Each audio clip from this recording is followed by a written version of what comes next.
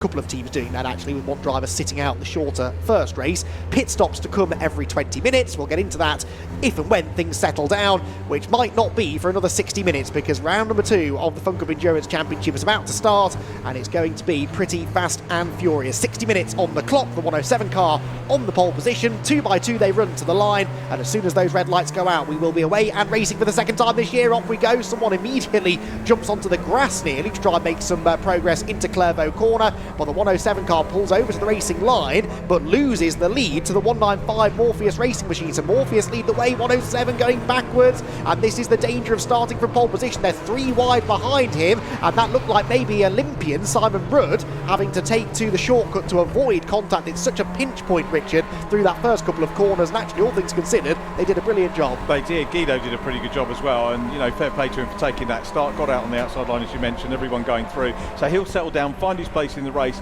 Clairvaux, if you've not been here before, A, come here, but B, make sure you watch the cars in action just before they go into Clairvaux. You don't realise how tricky a corner it is. Of the Wave 9, number 207. Bit of damage to the 207 car, actually. The 49 Signature RV car, which is being driven at the moment by Steve Ruston, no, it hasn't come out of that unscathed. It has got damage to the front splitter. That is not ideal at the start of the race. The top 3, though, starting to pull away at the front of the field, and not surprising, really, Richard, to see these 3 cars in particular establishing themselves out in front early on. It's not a bad thing, is it, to have 3 very quick cars out the front, and we can expect them to jostle and battle all the way through. Now, but the other thing, of course, we need to keep tabs on is our winners from the last round to see how much progress they make. But yeah, this is a sprint race. It's an hour. They have to treat it like an endurance race. An hour is a long time. I know you have the discussion with people about what constitutes endurance. Is an hour okay for you? Oh, gravelly. That's Wave 9 again. That's their second issue in half a lap. I don't know if that's related. They could have damaged the geometry at the back of the car, I suppose, which would have made it a little bit of a handful through turn 1. But yeah, 1 hour these days I don't really think counts as an endurance race. But to be fair, I've seen 6-hour Fun Cup races that have felt more like a sprint. So I'm not sure what constitutes endurance where this championship's concerned. Another lead change, by the way, and this time it is the Uvio Hoffman's machine out in front. Fabulous. Which is his name, by the way. I must make that point. He has gone by a few names over the years, has Fabulous Randaccio, but that is the name on his racing licence. It's what we shall be calling him. And he and Farchini, we know what a formidable pair those two are, don't we? Yeah, great entertainers as well. And look at this. Who would have thought we would get this at the start of the hour race, and we've got another 3-hour one later on. And long may this continue. Of course, it will split up. I'd forgotten about the rule of the previous race winner going off the back until you reminded me. It's great. It's just part of the fun. Absolutely. It guarantees you've always got somebody coming through the field in the early stages. What progress did Scott Jeffs make? Well, at the end of lap 1, he was 15th. Having started 21st, not bad going, but I think he's probably gained a few more since then as well. We'll find out at the end of the lap, bit of side-by-side action further back. There is the number 1 car. That's another that I expected to make progress, the number 1 Team Olympian machine. Actually, only 1 place gained at the end. There is the number 200, not quite able to find a way past the 22 by the looks of it into Tower Corner. There is Scott Jeffs on the inside now of Greenheath. So this is for 11th position, but actually might not have got the job done yet. They're still side by side into the Jim Clark S's, which is an awfully dangerous place to try and go wheel to wheel. That 22 car, by the way, is not. It's dropped down the order, hasn't it? That's the School Club Racing Machine of Jack Constable. Was 5th at the start of the lap, but I think perhaps has dropped a position or so since then. We'll again double check when we get to the end of the lap. Scott Jeffs did get past Dean Greenheath meanwhile, and now sets about finding a way past the Ratters Racing car, which he's trying to do up the inside into the complex, Richard. Yeah, having a good old battle there, aren't they? So I keep wanting to say CGI racing. That's the TV background, isn't it? One wants to keep coming out, but GCI racing. I was having that struggle last year. I should have got used to it by now.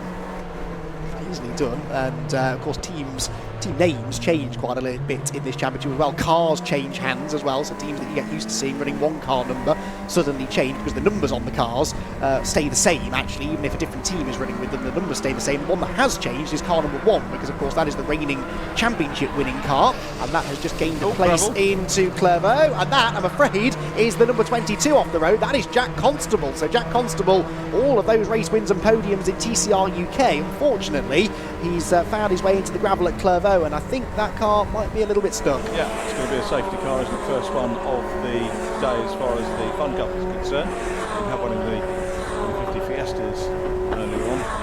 And so what's the rule? So is there they could time out, he'll just kick off again? Yes, he will be able to continue, definitely. It's not one of those... His punishment is in the gravel and he's lost the time. Precisely, yeah. I mean, oh, dearie me, that's 49 again, isn't it? Getting involved in some contact, this time with Ratters Racing. Signature RV and Ratters Racing battling over 10th place. That Signature RV car is very badly damaged already. Damage to the front, damage to the back. Ratters are now carrying damage too, but that's not deterring them. Up the inside slips David Ratcliffe, and he brings with him too Paul Turner in the number 14 car. Paul's done many years of Fun Cup racing. We have our first safety car though of the day, and that is not a huge surprise really. Croft is a circuit which we tend to get the odd appearance of the safety car, and Dacio will lead the field to the green with Morpheus Racing behind. Now the Morpheus Racing car, number 195, that is Neil Burrows and Ted Bradbury. They are a very, very quick pair. Young Ted Bradbury was fastest in qualifying, I believe, earlier on this morning, for what that matters. He will jump in the car for the second stint of the race, but at the moment watching on as his teammate Neil Burrows chases after the race leader. Yeah, it's interesting to catch up with Ted today as well. Raced in Mazdas last year and I interviewed him at age 16, and now he bounds up and says hello. Yeah. Total difference, isn't it? When you get them, it's not sheepish, but they don't know you first time you interview them, particularly when they're 16-year-olds, but confident young people to tower as well. So yeah, absolutely right. They'll maybe sort out what they can in pit stops, and there's someone who's up on. That is the 97. Now, I actually don't think that car started from the pit lane in the end, as I was told it might do. No, this is its race starting. This is the car that had quite a nasty accident towards the end of qualifying. Sam Hopkinson was at the wheel and he dropped it coming out of Sunny, ripped the whole right rear corner off that car. That was less than an hour ago, and that car is already back out on track and circulating. How quickly we'll wait and see. 3 new drivers in that car, but unfortunately their chance of taking some money off Paul Rose for winning on their debut looking a little bit slim. Right, the leaders come across the line, and it's more cars now in this lead group than we've had so far, but actually a 1.1 second lead now for Fabulous out in front. This is the move for third. Simon Rudd up the inside of the GCI racing car, perhaps spurred on by the fact that he could see the leader getting away and he wants to go after them. Yeah, lovely move down. That was not aggressive, but forceful in terms of he wanted the place. So a really good move from Simon Rudd, so up into third position. Yep, third place. Third. So potential podium, but still far more to play out. But a good addition to that team, Simon. Oh, definitely. He's gone quickly in Fun Cup ever since he started racing here, as you'd expect. GCI now under threat from Scott Jeffs, who is putting in a brilliant drive. I spoke to him earlier on actually and asked him about how his confidence levels are now. It took him years to finally get that first win, and he said after winning one race now, he feels that there's no reason why he can't win another one here at warning flag for, I'm going to guess, track limits. I'm not sure who that was, but only a warning for the time being. 97, I can see them coming back down the pit lane. They will use this 1 hour race as a test session now to make sure they've got the car repaired and that it's up to scratch for the feature race a little bit later on. So the leaders down the back straight then, it is Uvio leading, but the lead, I think 195 should hang on, but Simon Rudd back into that third position. Scott Jeffs nearly got it at the hairpin, but Simon Rudd manages to hang on. But this is what Fun Cup racing is all about. I'd say this every time, it really frustrates me, people who don't watch the championship. They hear that it's endurance racing and they think it's going to be dull, it's anything but we might be about to have another safety car, because the 103 Axiometrics machine of Chris Wetherill is beached in the gravel at Clairvaux. We're still racing for the time being though, and boy are we racing. It's almost 3 wide for the race lead. Down at Tower, to the outside goes Uvio, but 195 hangs on for now. Absolutely superb stuff, isn't it? And you cannot argue with this. And a safety car is going to close up the other group as well. If someone's got something in reserve, they're going to be able to pull it up with this lead gaggle. And you know, we're 20 minutes in. Match so competitive, but this is the kind of action we get all the time. No sign yet of never mind, yes there is, there's a sign of a safety car. Scott Jeffs hasn't seen it because he was busy trying to overtake Simon Rudd, and I suspect still hasn't seen it, and he's going to have to back off at some point, and that'll be a tough decision to make as to who was ahead at the time of the safety car. He advertised what is a fantastic championship. The race, by the way, about to get back underway. Another good recovery job by the marshals. Nobody diving for the pit lane yet. That tells me that possibly the pit lane window open board came out after everybody had gone through. They will all see it now. You can see the red sign up on the pit wall. The 110 is coming in actually. That's Sport 77. They are still on the lead lap, actually, despite having pitted before the race started. Nick Wallace about to hand over to Alex Jones before Will Powell will do the third and final stint. But the race back underway then, and the leaders head out of the chicane. And now, Richard, the timing and the execution. Before the safety car, we had 8 cars for the lead, and before the pit lane window we had that as well. Pit lane window, so it's messed up a little bit. They're still fighting for the lead into the second half, so half an hour of action-packed, battling it out for the lead. Superb. And Simon Rudd now looking on the outside run as they go up towards Tower. He's glad he's not in that gaggle of 4 cars behind him. Rudd can't do anything about it there. You can, if you're brave, make a move around the outside at Tower, but it looks like he's just trying to build up momentum, maybe down towards Sunny, maybe down towards the complex in this race. So yeah, he will be going probably towards the end. Another car peels off in towards the safety car. We'll see whether Fabulous can close up. The Red River Sport car comes in, so Johnny Molam handing over to Gareth Williams. Johnny will finish off as well.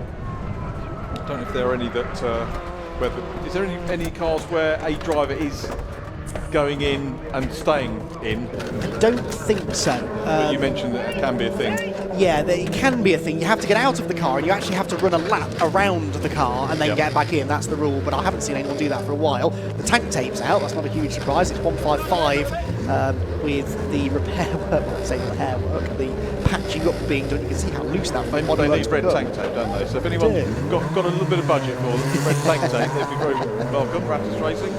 Back into the fray they go. Who's in that car now? That is John Ratcliffe, taking over from Damien Ratcliffe. Record, by the way, for 1 hour races, number of lead changes, 9. It's happened twice, once at Donington Park in 2013 and once at Snetterton in 2020. But we're already more than halfway towards that number of lead changes, with still nearly half the race to go. So could be on for record-setting pace as far as that is concerned.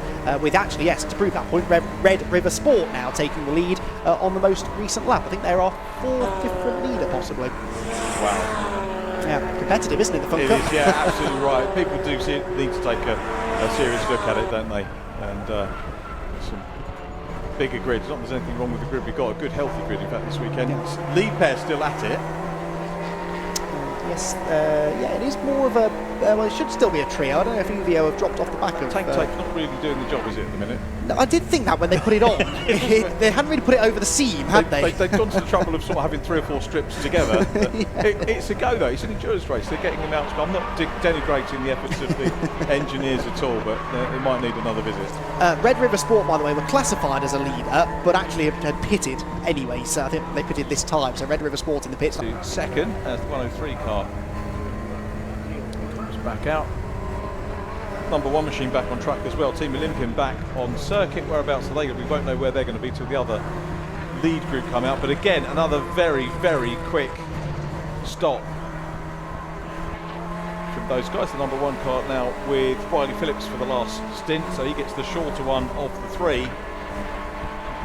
6th position at the moment, so PLR down behind them, Greenheath above them, Morpheus still out front. Last lap for Ted Bradbury, actually a personal best, so he's responding to the pressure that he might be, whether the gaps can come down. Not sure we're going to see a place change. You don't know, though. Well, no, you don't, but what a story this would be if MJ Tech could win. They waited all those years for a victory in the championship. They won finally in round number 1 at Alton Park, and they might now be about to win their 2nd career Fun Cup Endurance Championship race. It's been a while since we had one back-to-back pair of winners last year when Uvio did the double at Anglesey. They won both of the 3-hour races at Anglesey, one in the daytime, one in the night time. That's our next round of the championship after Croft, the double header up in North Wales. But apart from Uvio, I couldn't tell you who the last team was. Well, I can tell you, of course I can tell you because it's on my spreadsheet. It was Axiometrics, the last team to win 2 races back-to-back, and that was back in 2020. So Uvio have done it a couple of times since then, but it looks like this time around it might be MJ Tech's turn. It does look that way, doesn't it? So we've got a fascinating... Again, that's that was some fabulous car control, I'd say. And yeah, as I say, you don't often get to see the cars on the edge. Now, so it's really a question of whether Neil Plymmer can find a way back ahead of Vlad Vasiliev. He's going to look up the inside of the hairpin, but he's a bit too far back, as you know. Vlad gets bottled in behind a back marker. They lean on each other. Sideways for Plymmer. Well caught, but couldn't quite make the move stick. And so it will be Red River Sports 7th, EDF Motorsports 8th, and PLR Racing in 9th position with the 157 GMR machine, I suspect, to complete the top 10. Yes, they had a few seconds in hand over Ratters Racing starting that final lap. But MJ Tech, Richard, what a performance. Back-to-back victories and serious championship contenders. And of course, as far as the others are concerned, they've done it in an hour-long race from the back. 3 hours. Well, yes, exactly. Yeah, well, I mean, especially because we will almost certainly have some safety cars in that race. We had 2 in this one.